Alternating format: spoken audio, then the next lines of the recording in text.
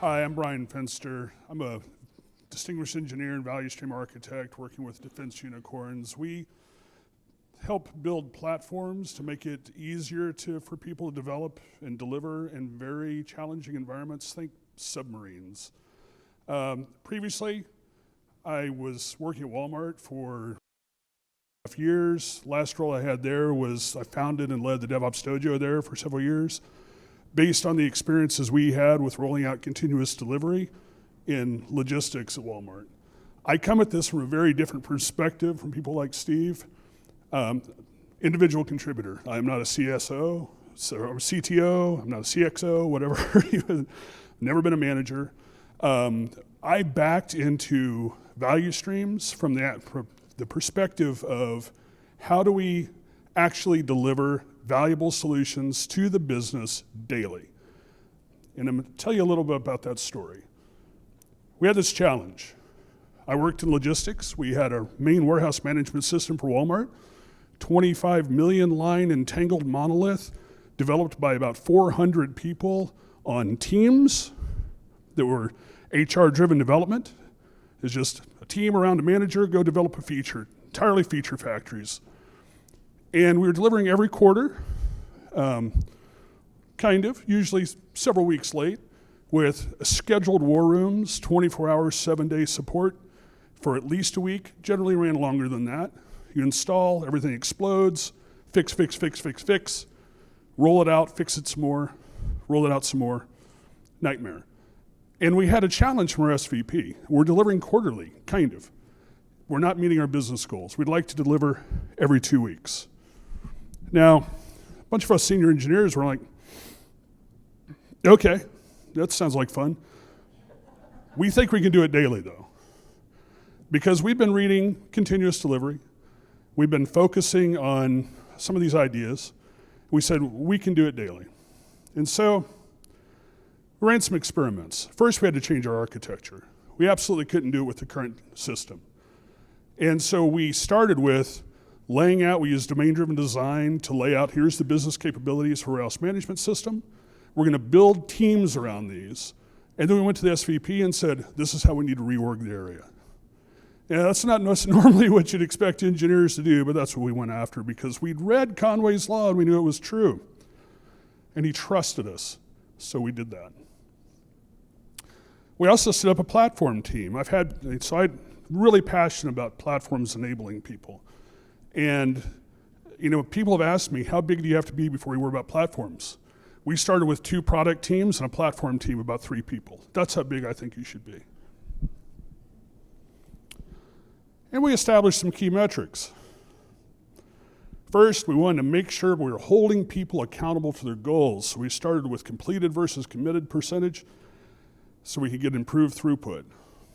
And what we got from that was teams focusing on planning instead of delivering.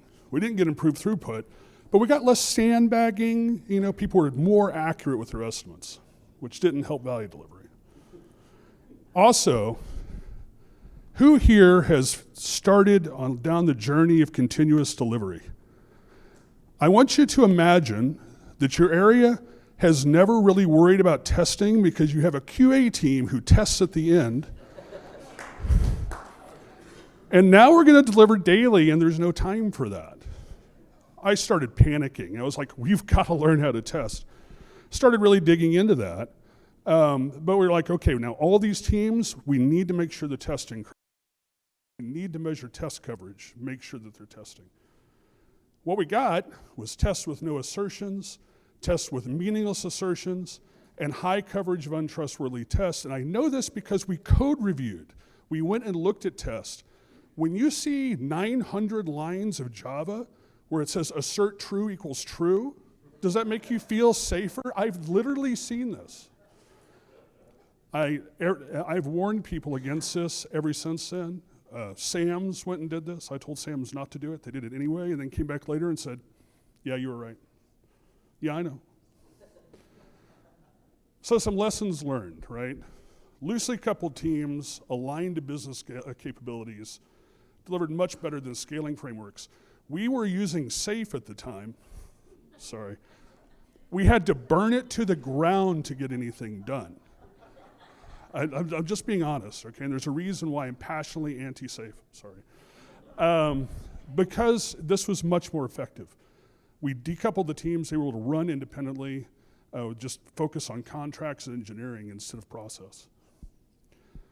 Why can't we deliver value today was a very effective tool for uncovering roadblocks and how I backed into value stream management.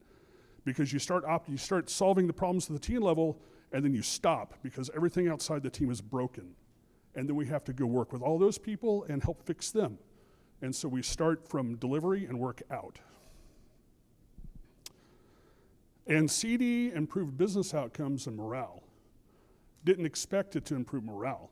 This is why I'm on any form possible screaming, we need to do continuous delivery to make everyone's lives better.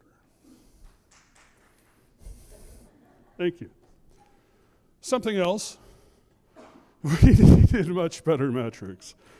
Metrics change behavior. We told them to test, and we told them to have better code coverage, and we got that.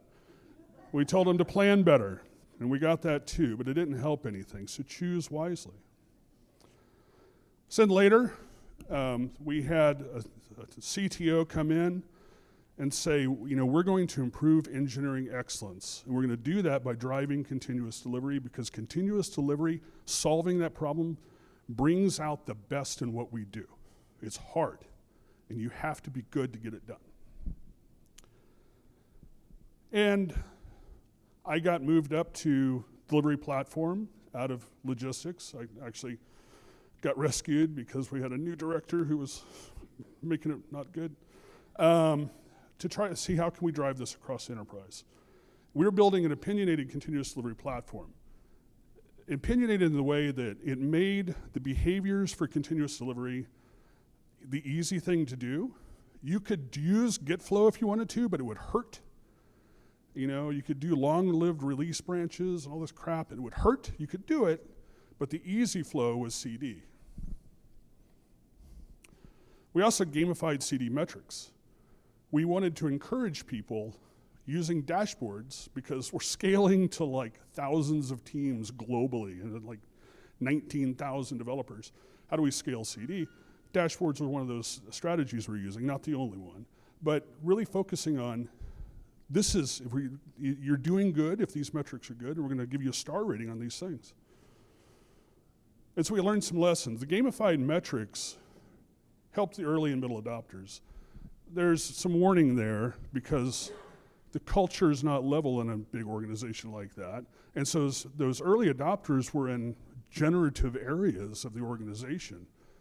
They had a lot of influence and could use the gamification correctly. Other places, they were starting to get weaponized, and we're trying to avoid that. The opinionated pipeline really helped those later adopters become CD curious because their lives were kind of painful, and they wanted to make it easier. And we needed better ways to communicate why to leadership. The CTO understood, so we had top-down push. Every quarter, where are we at on delivering daily value? Just tracking delivery frequency initially. Bottom up, the platform area was built around this thing. We're gonna change the enterprise by driving continuous delivery. And we had a grassroots organization that my wife Dana Finster actually started that we're all passionately trying to push these things, but the middle layer, we just ignored them because they'll just fall in line. That didn't work. And so, strangely, so we needed a better way to communicate why to leadership. It's not just driving things, we're doing this for a reason. And then Accelerate came out in 2018 and confirmed everything we've known, right? The continuous delivery improves delivery performance and quality, it improves morale, it improves everything. We're like, brilliant. Now we have this simple summary book of all the things we know that we can present. I bought 6 cases of that book, literally distributed it globally to everybody from director up. Said, please read this book. I put an insert in there, and we told them, read page 19 where you can see how we're doing around continuous delivery. And we have these 4 key metrics everyone's aware of, hopefully. But we caused a problem. And this is not just me. I've talked to Topo Paul. We both feel very guilty about this because this happened more broadly in the industry. Other people have caused this problem as well. We're trying to work on solving this problem right now. But the metrics make sense in the context of the rest of the book. If I were to do it all over again, I'd say read Appendix A. That's what you should do, is read Appendix A, the 24 behaviors that drive improvement. People don't read books, strangely. They would read page 19, and then they would start holding their areas accountable to the 4 delivery metrics. And we oversimplified it. Because we thought that they would read the book, we didn't go into all the subtleties and details. I mean, that's huge scale, right? But measuring people is a complex thing because measuring it changes behavior. But we made it sound obvious. We made it sound like, here's your 4 simple metrics, you're done, or the 1 metric. I've had that conversation too. Purpose got lost in translation. You know, we were trying to show how we were doing towards improvement, not setting goals. But they became goals, and it created lots of problems. And so this is the challenge we have, right, is that they don't mean what people think they mean. So what I'm going to do is to talk about some of the challenges that we ran across, and hopefully you won't, or you'll stop, please.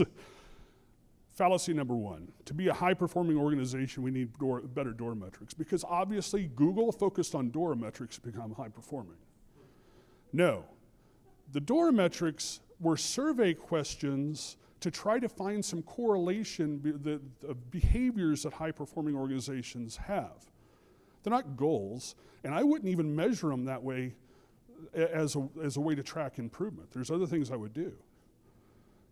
And any goal we set should be focused on business value, not DORA metrics. That's a really crappy mission. And we'll talk about that tomorrow if you're to see my wife and I talk at DevOps Enterprise Summit.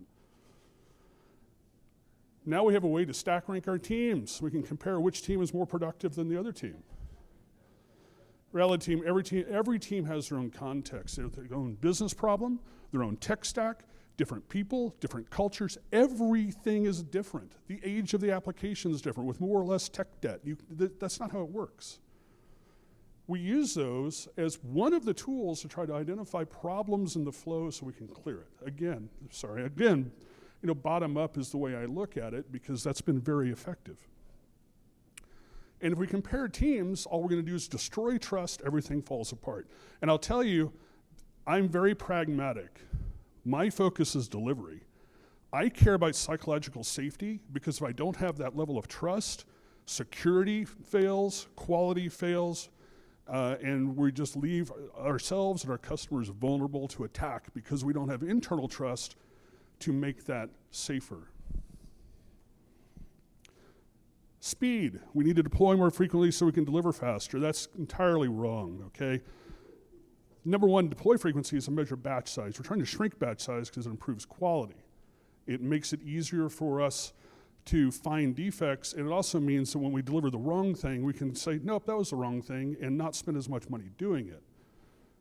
And we really need to focus on our quality process. That's part of that as well. I can't have a good quality process and deliver really small batches. It's going to be a really crappy quality process, and that delivery frequency is a good indicator for the health of your quality process. But improving that gives us speed. These are health indicators for delivery. They aren't goals. Is our batch size shrinking? If not, or is it small, why not? Let's go investigate and find out. Is our quality improving? Why not? Let's find out. Do we have less toil? I feel this deeply.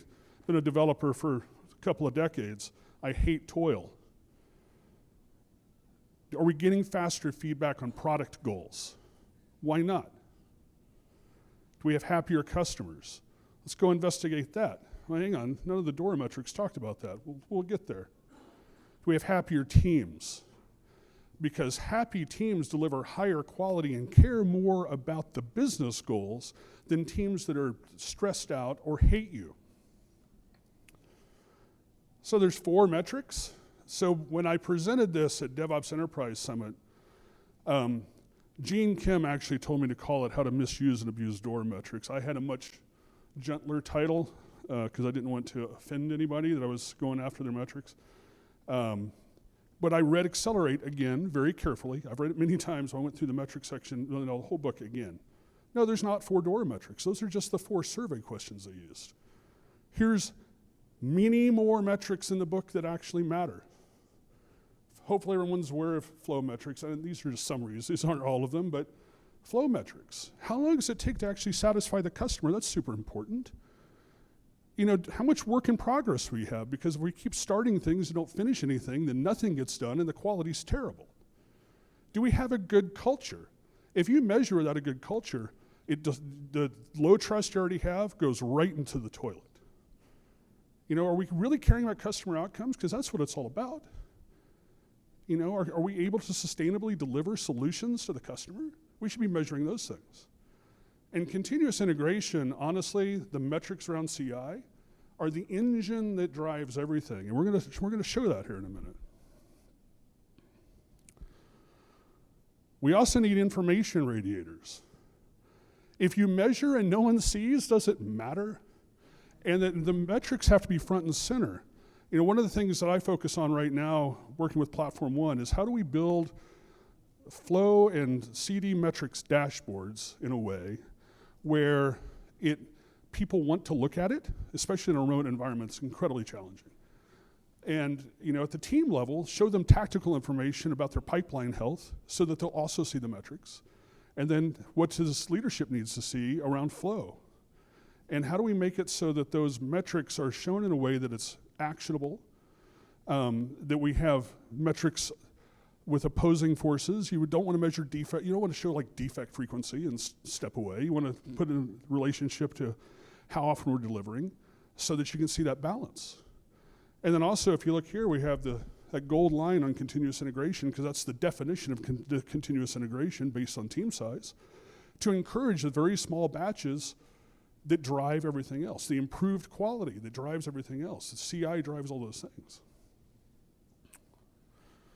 But then it's not enough to just show them information. How do we use that information to drive improvement? And we did this at Walmart as well. We took the delivery metrics, we baked it into a tool so that you could use those metrics and point to all these playbooks we wrote, that we open sourced, by the way, the dojoconsortium.org.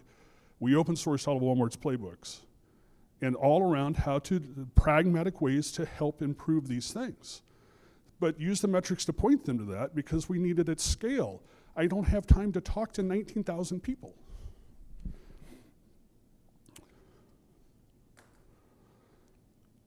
We need to look at more than one set of metrics. I've talked to many people. It's like, no, we use OKRs. We don't use flow metrics. Or, no, we're focused on the DORA metrics. We don't do that flow stuff.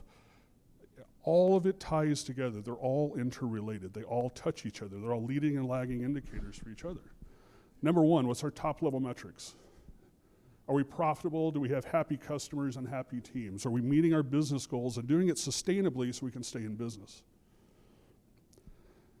Business objectives, you know, what are the strategies, the initiatives we're going after? What are the measurable things we're doing to verify that our initiatives are doing what we want them to do? OKRs, however you want to measure that. But those are super important.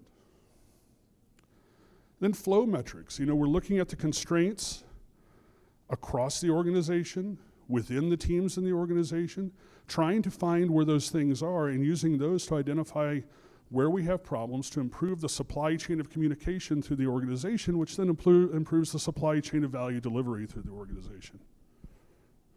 By the way, I have a long logistics background, so you'll hear a lot of that coming from me. This is just the logistics of software delivery is all it is. And then CD metrics. You know, these things are very important. These are the outcomes of an improved process at the team level, but they're also leading indicators for flow metrics. And so they tie together. And then CI, I mean, how frequently are you integrating code? How long are branches out there? What's our defect rate like? You know, how long does it take for work to go from started to done? I mean, all these things are super important, because if we get that down to a small enough level, our quality goes up. Everything gets better. It improves everything above. We're able to meet our business goals instead of just pretending we have business goals and going, no, why didn't anything ever get done? We need to understand the data fidelity. You know, Steve talked earlier about high quality data. When you look at flow metrics, the way that the tools generally measure those things is tied to people physically moving cards in workflow tools. I've sat down with managers and he says, oh yeah, but look at our cycle time, to get things done. I'm like, well, let's hover over it, shall we? Oh, it took 30 seconds to complete that work. Do you believe that? And so, tying things to high fidelity metrics, how do we integrate those things to cross-check? The flow metrics are real or they're fake. We know they are because we tied it to CI where the actual work really happens. It's important to try to double check that. It's important when you're looking at any of these, you understand the source of that data so you know the level of trust you should put in that number and what other things you should put in place as guardrails to verify how trustworthy that number is. And you have to have the right culture. We need to trust each other. People fear dashboards unless we have a generative culture. The Hygeia Consortium, we've talked about this. You have to have a clear mission. And the mission should be something that inspires action, not something that makes people wait around for instruction on what to do next on the mission. We need to have a culture of learning. We're using these metrics to learn how to do the work better, to learn where the problems are, to continuously improve how we deliver value. And of course, be continuously improving. That's the entire point. It's not to hold people accountable. We need to understand the relationship between these things. If we want flow to improve, we need to focus on CI. You can't just say improve the flow. Continuous integration, continuous delivery, it's like shining a spotlight underneath a rug and showing all the roaches in the organization's structure that's causing us to not be able to deliver. Oh, we got to wait 3 weeks for the testing team. Okay, well, let's burn that to the ground and move testing into development and get it done. And CI depends on education. So many organizations depend on people like me being security and quality hobbyists. Wait for us to go watch YouTube videos and hopefully get the right information when there's so much bad information out there to support their business goals instead of focusing on educating people on the skills they need to actually deliver this way. Continuous delivery is required if you're going to do the DevOps or improve the value streams. It's just it's foundational, and it's hard, and it takes skill, okay? And you need to help people educate themselves on that skill. Make it part of the job. We need balance in metrics. You can't just measure one thing because things will just go off the rails, right? You develop perverse incentives. We need efficiency, and example, delivery frequency, integration frequency. These are things that smaller batches drive us to more efficient process across the entire value stream. But it's not good enough to be efficient. You need to be effective. I mean, I can efficiently deliver a lot of crap real fast. I need to make sure that we're not delivering poor quality, and I also need to make sure it's the right thing. And it needs to be sustainable, right? We need to make sure the teams are not getting burned out. I've seen teams get driven to better DORA metrics by working themselves to death. And you can do that for a while. And then the team gets burned out. And then people quit. And then you start over. So all of that improvement that happened was entirely false. We need to keep a heartbeat on how the teams feel, how much trust we have, and that we're sustainably working. How much time are we spending doing the installs after hours? There's a good metric. So some closing thoughts. Those 4 CD metrics are just the tip of the iceberg. And again, don't measure them verbatim. Those were survey questions. They don't work when you're trying to measure things in real life. I know because I've tried. Product development is not deterministic. That's why waterfall fails, okay? It's a complex interaction of people, process, products, including the end user. If you build what they ask for, it won't be the right thing. There are no simple metrics to get this done. Every measure requires a guardrail. sometimes more than one. Look at the metric and think with a tester's mind, what could go wrong with this if I measure it? How could people react negatively? What measure can I put in place to see if that's happening? We have to have metrics to be able to improve. It's just, you can't even start without some sort of metrics. It's just start with a manual value stream and keep evaluating that. You don't have to instrument everything, but measure first. When we started that CD pilot in logistics, we had no idea how to measure correctly. When we got leadership change, we didn't have any measures to show how much we'd improved. We knew it was much better, but we couldn't prove it. And he didn't believe it. All the high performers left the area, by the way. Just saying. We shouldn't measure anything without an underlying goal. We don't just measure to measure. It's like, hey, we have this goal. Now what metrics can we put in place to see if we're achieving the goal? What do we want to know? Design metrics around that. Don't just, hey, somebody said we should measure these metrics, start measuring them. We can't measure a way to improvement. Doesn't work. They inform improvement, but we can't just put metrics in place and say, now, go improve. We use them to monitor and inform. And we don't measure individuals. If you want to destroy trust, start tracking individual performance. If you want to destroy teamwork, if you want to destroy ownership, track individual performance. I've worked with teams where the manager was tracking how many tasks each developer was completing. So you had staff software engineers being measured the same as junior engineers. Code review didn't happen, mentoring didn't happen, any sort of helping each other didn't happen. You wound up with a team, and pandemonium of 19 developers working as 19 individual teams. So with that, I have some resources I highly recommend. Accelerate, of course. Appendix A. Sooner, Safer, Happier by Jonathan Smart. I'm a big fan of talking about what can go wrong. John, of course, has the same sort of ideas. Gary Groover's Engineering the Digital Transformation. If you want something it's like 170 pages, does a really good job of translating manufacturing ideas into delivery and talks about all sorts of patterns, not just the simple web app to the cloud thing that you see most people talk about in conferences. It's really good stuff. And then Dave Farley is releasing just a ton of free content on YouTube that's gold. I so wish that we'd had that back when we started this journey at Walmart. And then for just a deeper view of how we use these metrics day to day for the entire organization, I wrote an article for IT Revolution in the last spring's DevOps Journal. It's longish, but it goes into more detail. With that, I'm always happy to interact with people. Sometimes they irritate me. I'm sorry. I emulate empathy. So you can reach me there. I've got a blog. I'm trying to make it easy to link to, so I don't have to remember the Medium thing is rant.bryanfinster.com. I'm also a core contributor to minimumcd.org. That was a open source project we put together last year at DevOps Enterprise Summit to list. These are the 9 problems to solve that are applicable to every delivery context. If you solve these problems, you're doing the minimum for continuous delivery, and solving these problems will improve your organization.